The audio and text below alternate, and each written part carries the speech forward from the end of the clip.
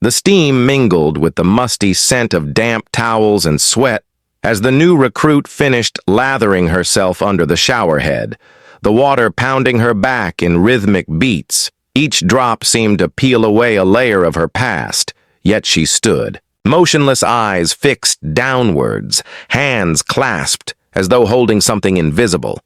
She felt their stares slicing through the steam-barbed words whispered just loud enough to drift across the tile, the crackle of laughter, the curl of contempt, as water cascaded over her hair, masking the silent tremble inside. She didn't flinch, though inside she catalogued every glance, every mocking smirk, as though they were blades she had always known how to endure. Blades invisible or not. She shifted, effortlessly. Though the floor slick beneath her feet threatening to betray her stability, she balanced without hesitation, though her muscles screamed for rest after the obstacles, the runs, the endless drills. She had run before dawn to the edge, of endurance, to reach this point to prove something to everyone, even perhaps to herself. They laughed at her unwashed hair, at the freckles on her arms that rose pink in the heat of the water, at the way her voice scarcely carried above a whisper. When she asked for soap or asked for a towel, they mimicked her gait when she stepped out of the shower stall as though mocking an animal newly awake, her shoulders hunched not from shame, but from habit, born of years in foreign lands. Cold rain, stinging against her skin, nights spent crouching beneath cracked ceilings, the survival taught her posture of caution and reserve. They didn't know she had once scaled a cliff in Afghanistan when her fingers bled just to save a life they didn't know. She had navigated currents along the Mekong cold and treacherous when others quivered at the sound of thunder. They saw only what she allowed them to see, a body no more remarkable than any other body in that place, but war and training and command lived beneath scars that water now traced like rivers on her back. Her mind drifted to the first day she told herself this would be half the battle, to carry no fear into every moment, to make strangers underestimate her, to let them mock her confident. That they would soon discover that strength needn't always roar. Sometimes it slithered silently through the quiet hours unseen until it was too late. She recalled parachute drops at midnight, the thump of her heart when the plane door opened. She already knew she would fall into darkness. She would have to trust breath and obstacle wind and her own counting of seconds. She remembered the burn in her lungs as she chased a mission across swamp and sand. She remembered the faces she had saved, and those she could not. Those memories she cradled now beneath the thin curtain of water, shielding her from the world and yet exposing her every vulnerability. They jabbed cruel questions at her when she reached for the soap. They asked, "Didn't you hear us? Laughing is your stream broken, because you can't speak." They snuffled at her silence, a challenge more potent than any physical test they could throw. Her throat tightened, but she forced air in and out, steady. Steady, she rinsed the shampoo, letting it foam over her hair, the suds, a fleeting mask. She wondered if they knew how loud her internal heart sounded, how every beat was a countdown to something greater than humiliation.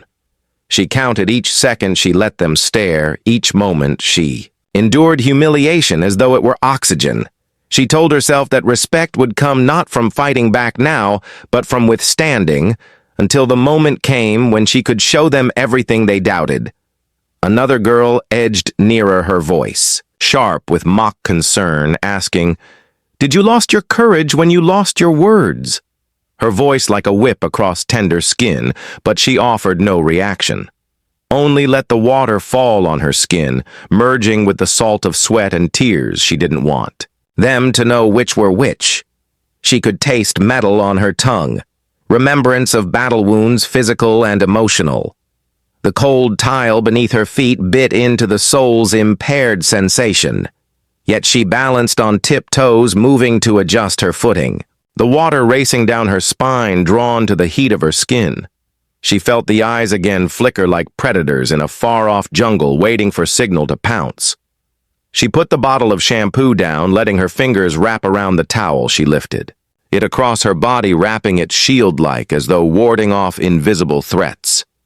She stood there dripping water, the steam curling around her face. None of them had dared to touch her for now, avoiding what they deemed unclean or different. Yet, something stirred among them, whispers swelling like a tide unseen beneath ice. The tension jittered in the humid air like her nerves before a jump. She pressed the towel closed at her throat, not out of modesty, but protection. A shield. None of them saw, but all felt. She glanced at her reflection in the fogged mirror across the row of sinks, her reflection half masked by mist water droplets racing down glass like tears from an unseen sky. She saw a face familiar and strange, the eyes too old. For youth, the jaw set from years of choices made and lives changed. She saw strength in those eyes, even if no one else had recognized it yet. She saw what she carried beneath the skin. The commander-in-waiting nestled in a quiet shell. Then the sound. Came footsteps on tile, voices stopping. The laughter died abruptly as the showerhead hissed, turning off water. Great silence swallowed the room. She felt the air chill in the absence of rushing water, every ear waiting, every breath held. They didn't know what was coming. But something shifted in her stance, a taut silence before storm. She stood there, towel pinned tight, heart hammering yet calm as death in a waiting battlefield. The door swung open, and shadow crossed the threshold, and everyone froze in mid-breath because the person who entered walked not with hesitation but with a purpose whose face they could not see, yet whose presence filled the room with a cold promise. The folder lay like a dormant weapon on the bench, dark green. With edges worn soft from time travel and tension, the bold red letters marked classified seemed to pulse with heat, as if warning the room itself to stay back. It did not belong in a place like this, surrounded by the stink of chlorine and shampoo, and nervous laughter.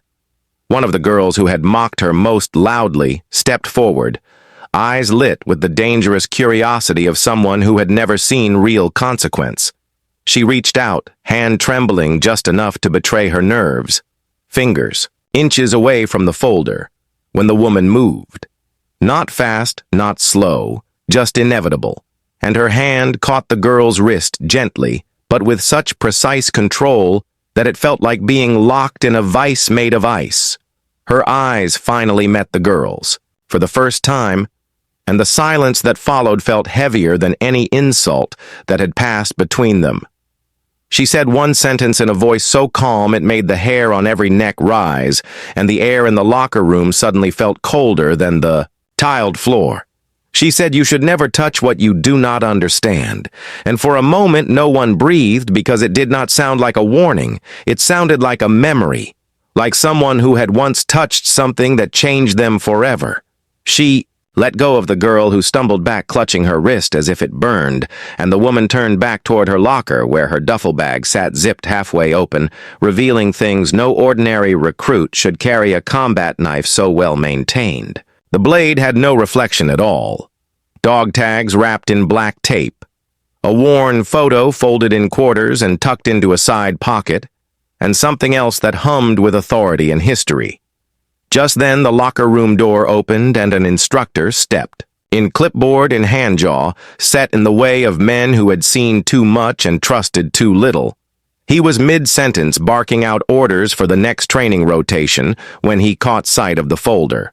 The voice stopped, and he stood there for a full second, frozen not by confusion, but by recognition.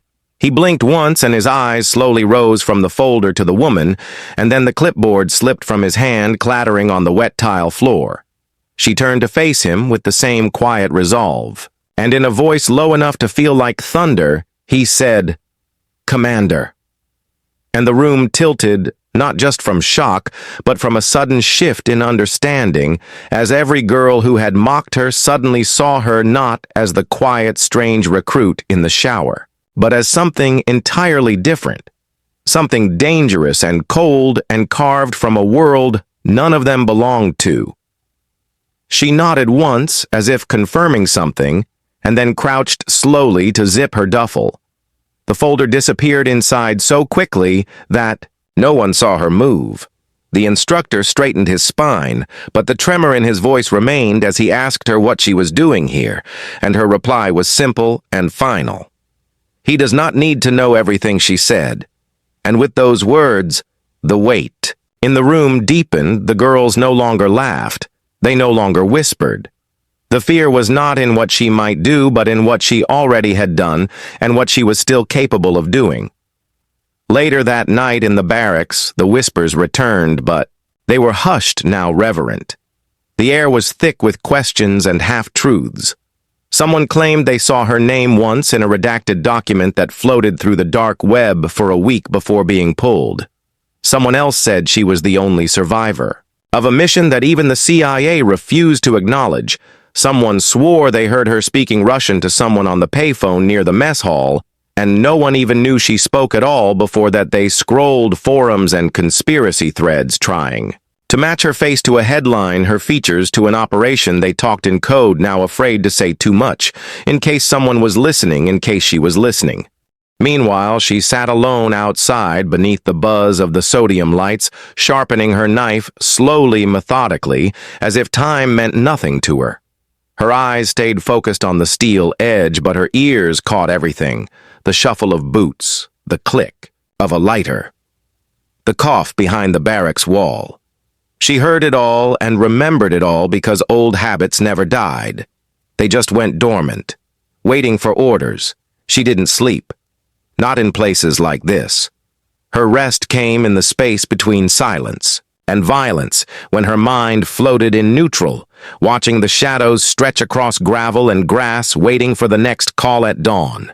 They found the instructor pacing outside the admin office, phone pressed so tight against his ear it looked like he wanted to bury it in his skin when the call ended. He wiped his face with both hands, muttered something under his breath, and returned to the training yard. He did not call roll that morning. He did not give instructions. Instead, he told everyone to fall in and wait, and they did without complaint or confusion, because something unspoken had shifted the night before, and none of them wanted to be the one who asked questions. The SUV arrived just after sunup, matte black with tinted windows, and no markings. It didn't roll in like a car. It glided like a verdict. The doors didn't open at first, and the tension rippled across the field, like wind through tall grass. When they did open, the man who stepped out wore a gray suit perfectly, pressed no badge, no insignia, just eyes like slate and a jaw that looked like it could break granite behind him. Two men in tactical gear flanked his steps, but he didn't need them. The air around him told everyone he was the kind of person who walked through rooms full of people who outranked him and still came out commanding respect. He looked around, once scanned every face, every posture, and then his gaze locked onto her. She stood at the back, still wearing standard PT gear, arms crossed, and eyes unreadable. He called her by her full name, not the one they gave her on intake, not the one sewn into her uniform, but her real name, the one connected to a military record so classified, most of it didn't even exist on paper anymore, and the sound of it made the hairs rise on everyone's arms. She stepped forward. No hesitation, no salute, no ceremony. And when she responded, it was with a phrase none of them understood. But it made the man in the suit nod once with finality. Then he turned and walked back toward the SUV, expecting her to follow. And she did, but not before turning back to face the group one last time. She told them something cryptic, something that would live in their minds long after she was gone. She said this: "Place is not what it seems, and neither are the people in it. You think you are training for war, but war does not train you. It breaks you, and if you are lucky, it puts you back together into something useful. If you are unlucky, you survive anyway." And then she was gone, leaving behind silence and a dozen faces who suddenly questioned everything they thought they knew about heroism and power, and the quiet ones who keep their heads down as the SUV disappeared down the gravel road and the gates shut behind it. No one spoke. No one moved. The instructor stared after her, his eyes clouded by thoughts none of them would ever hear, and the others slowly turned back toward the compound, each one marked in some way by the encounter, unsure whether they had just witnessed a myth, a warning, or the beginning of something none of them were prepared for, and the only certainty that lingered was that she would not be forgotten, not by anyone, not now, not after what they had seen, and especially not after realizing that they might have just watched the most dangerous woman in the country walk silently out of their lives and into something far worse than war. The silence after the SUV vanished was louder than any explosion. Each of them stood, frozen in the morning chill, still damp from their sweat and confusion, as though the ground had shifted beneath them and the air grew heavier. The instructor barked something unintelligible and dismissed them with a wave, his voice thinner than usual, his face drawn and unreadable. They filed back toward the barracks like shadows, more aware now of every creak in the floorboards, every whisper behind doors, every folder left unattended, because now the game had changed, and none of them were sure if they were even supposed to be playing anymore. That night, while the others lay restless in bunks and whispered behind walls, one of the girls, the same who had reached for the folder, sat cross-legged on the floor with her tablet open, eyes scanning the dark web like a digital archaeologist. She had been a hacker before enlistment, before she got caught rerouting police communications for fun, before they gave her a choice between prison and service. And now her fingers moved with purpose. Across the screen, her searches precise and quick, too quick.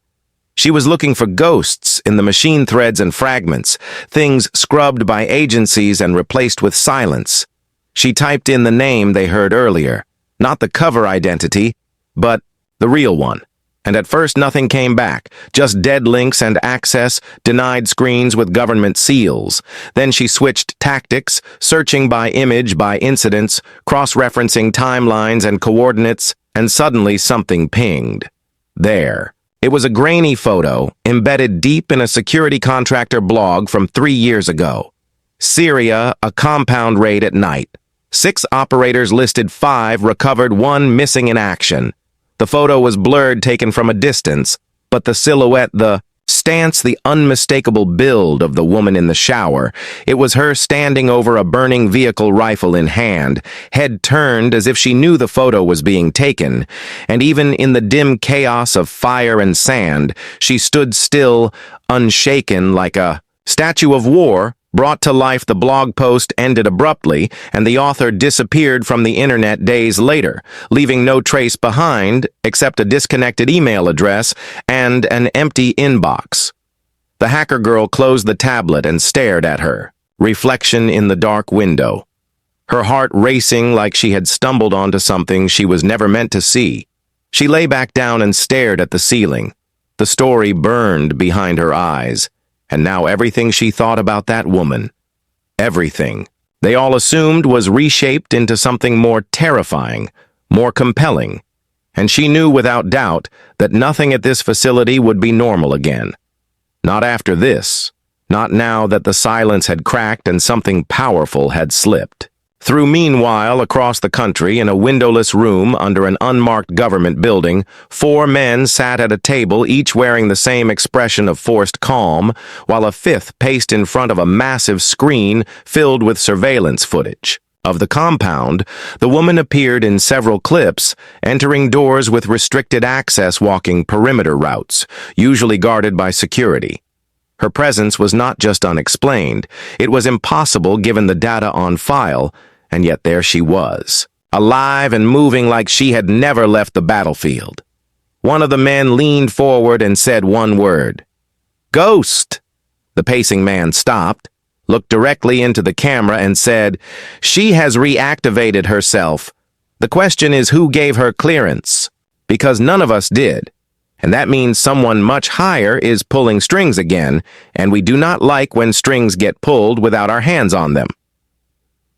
Back at the training compound, strange things began happening. Instructors changed shifts mid Rotation without explanation. Courses were rescheduled and then rescheduled again, and by the third day, a new set of trainers arrived, dressed in black with no names on their uniforms. Their drills were harder, less predictable, and no one was allowed to talk during them. Not even to ask questions, especially not to ask questions, and though no one said it out loud, they all felt it. They were being watched, not in the way soldiers are usually watched, but like lab rats under glass waiting for reactions that could be measured, recorded, weaponized. The woman had not returned since the SUV, but her shadow stretched across every hallway, every locker, every morning lineup. They all wondered where she had gone, but no one dared speak her name, except one, the instructor. The same one who had dropped his clipboard when he saw her. He stood late at night by the range, staring down at the dirt where she had last stood. He remembered her from before, years ago, in another life, before promotions and reassignments. Before they erased her record, he remembered watching her take down targets with surgical precision, remembered hearing she had once swum through enemy waters for 8 straight hours to exfil a hostage. He had believed she died on that Syria mission, that the reports were real and the body unrecoverable. But now that he had seen her, now that she had spoken, he knew she was back for a reason, and it terrified him more than anything else ever had because she would never come back, unless something worse was coming behind her, and he was right, because 7 days after she vanished from the compound, news broke of a terrorist cell discovered in Europe, neutralized before any attacks could be executed, local authorities baffled by the precision of the takedown, the speed, the quiet nobody caught. Nobody questioned, but a single frame from a traffic cam leaked onto the internet showed a familiar figure walking through the smoke of a destroyed building carrying what looked like a satellite phone. And behind her a wall painted with a single word in blood reckoning the post was deleted in under an hour, but not before it was archived by 1,000 eyes, including those back at the training camp who now huddled around screens whispering, speculating, wondering if she was executing missions again, and if so, who was giving her the orders. Then the phone rang in the command office, an old line meant to never ring unless something had gone wrong. And when the general picked up, he was told one thing: prepare a list of your top 5 candidates for Accelerated Special Operations Protocol, and make sure they are ready to be extracted within the week. No questions, no hesitation, just names, and the understanding that once chosen, they would not be coming back. And as he hung up the phone, he stared at the list of recruits, and only one name burned in his thoughts. The girl who had reached for the folder, the one who asked questions, even when she was afraid, the one who now knew just enough to be dangerous or maybe to survive. Outside, the wind picked up, and clouds rolled in heavy, and low like a storm that had been waiting for years to make landfall. And somewhere in the dark between cities, between borders, between truth and lies, the woman moved unseen, unheard her mission, unknown, even to those who once called her commander. She was no longer waiting for permission. She was answering a call that had never been made aloud, and as she crossed another checkpoint with nothing but a forged ID and a knife wrapped in oilcloth, she thought of the showers and the girls and the laughter, and how none of it mattered now, because what was coming would change everything, and they would either remember her as the one who walked away or the one who came back to save them all without ever being asked. The rain fell sideways against the black SUV as it sped through the pine forest headlights, slicing through fog like blades across old wounds inside the vehicle. She sat in the rear seat, unmoving eyes fixed on the screen embedded in the seat in front of her maps, glowing red. Over continents marked with threat levels and code names no civilian would ever hear, and fewer soldiers would ever survive. She was silent. Not because she had nothing to say, but because silence was her language now forged in fire and frost and whispered in places where voices never returned intact beside her. The man in the gray suit tapped his fingers against a dossier unopened, unread. Because he already knew what was inside, he leaned slightly toward her and asked if she was sure she wanted this, and she simply nodded. Once the kind of nod that made people stop asking questions and start rewriting mission protocols. Back at the training compound, the atmosphere had shifted from anxious to radioactive. Everyone knew something was coming, or perhaps something had already happened, but the instructors said nothing.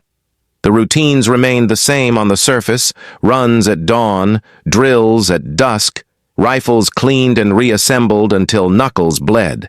But beneath it all, in the corners of conversations, in the way eyes darted to locked doors and static buzzed through comms, there was a knowing they had been chosen or tested or watched by someone who now operated beyond any known clearance level, and they could no longer pretend they were just training for war because war had become something far more personal than anyone had warned them about. The instructor, who had recognized her now, walked the grounds like a man waiting for a call. He never wanted to receive his radio, always. Clipped and charged, his weapon always within reach. Not regulation, but no one stopped him anymore, because the chain of command had gone quiet, and when the chain goes quiet, it means someone else is pulling the weight. He spent his nights in the comms, shed fingers tracing old frequencies, searching for familiar static that might carry her voice again. He knew she wouldn't call. He knew she didn't need help, but he also knew ghosts don't stay ghosts forever, and sometimes they bring something back with them. Meanwhile, she stepped off the plane onto a landing strip that did not exist on any map, escorted by a team that did not speak and would not even look her in the eye. The air smelled like oil and secrets, and she inhaled it like an old friend somewhere beyond the runway. A building flickered into view under the glow of red security lights, not flickering by accident, but by deliberate code. She walked toward it with the ease of someone who had infiltrated fortresses. Far worse, her mind cataloged the terrain, the placement of cameras, the sound of helicopters in the distance. Everything fed into the part of her brain that had never shut off, even when the war ended, even when they told her she was free to rest inside. The building a briefing room waited empty, except for one folder already opened with her name stamped in large block letters. The pages inside described an imminent event, a convergence of threat vectors, a new kind of war, one fought not on battlefields, but through infrastructure politics, misinformation, the kind of war where enemies wore suits and smiled while cities collapsed behind headlines. She read the pages slowly, methodically, until she reached the last one, and there, it was a single line. Target asset compromised reactivation, authorized field command unrestricted, and beneath that, her old call sign burned into the page like it had never been erased.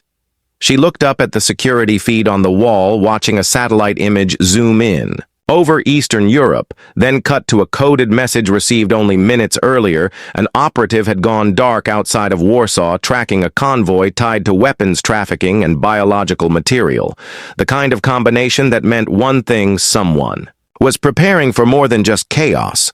Someone was building the kind of leverage that made nations kneel and wars begin, and it was her job to stop it without notice, without backup, and without limits. She closed the folder, stood, walked out of the room, and within minutes was gone again into the world of shadows, where every face might be a threat and every silence might mean death. She moved through safe houses and train stations like smoke, untraceable, unstoppable, her only contact, an encrypted voice that spoke coordinates without names and instructions without explanations. Her hands remembered every move, every strike, every pattern of war. As if no time had passed at all, she was not returning to the field. She had never truly left back. At the compound, one of the recruits was pulled from formation by a pair of men in suits who said nothing and offered no reason. They led her to a room underground she had never known existed, where she was handed a document with a title blacked out and told to sign it with the understanding that everything after this moment would be classified above top secret, and nothing she learned could ever be spoken of again. Not to family, not to fellow soldiers, not even to herself in her dreams. The girl signed with a steady hand and was told she had been recommended personally for something called Contingency Unit Echo. The name meant nothing, but the look in the man's eyes said everything. The instructor watched her leave and said nothing, because he knew exactly who had pulled her name and why he returned to his quarters that night, and for the first time in years he unlocked a drawer he had not touched since the day the mission in Syria went silent. Inside was a photo, faded and worn, of her in uniform, standing beside him and 3 others, only 2 of whom were still alive. He traced her face with his thumb and whispered to the silence, "You never stopped, did you? You never left it behind." And across the ocean she stood now, on the rooftop of a hotel in Berlin, watching a meeting unfold below through the lens of a sniper scope. Her breath steady, her finger resting near the trigger but not on it, because this was not an assassination. This was surveillance for now. Her comm crackled once, and a voice said secondary confirmed possible extraction in 20 minutes. She didn't reply. She didn't need to. The countdown had already begun in her head, and with each second her thoughts drifted back to the showers, to the laughter, to the faces that mocked her, and how none of them knew the fire they were dancing around until it swallowed them whole. The man she was watching stood and turned, revealing a scar she recognized from a mission long ago, one that was never supposed to leak. And now she knew this was more than trafficking or sabotage. This was personal. Someone had survived someone she had left behind in that compound. Someone who now wanted the world to bleed as badly as he had. And she was the only one left who knew how to stop him. Not because she was ordered to, but because there were debts that war did not forgive and names that could not be erased, even from the blackest files. She exhaled once, adjusted her scope, and waited not for a command, but for the perfect moment, because this time there would be no paperwork, no medals, no news reports, only the whisper of a ghost, cleaning up what the world refused to see. And as she locked eyes through the glass with the man below, who suddenly paused mid-stride as if sensing something ancient and deadly watching him, she smiled. Not because she enjoyed the hunt, but because she had become the only thing left between order and oblivion, and she would not let the world fall. Not. Today, not while she still remembered the sound of boots in the mud and laughter in the showers, and the look on their faces when they finally understood who she really was.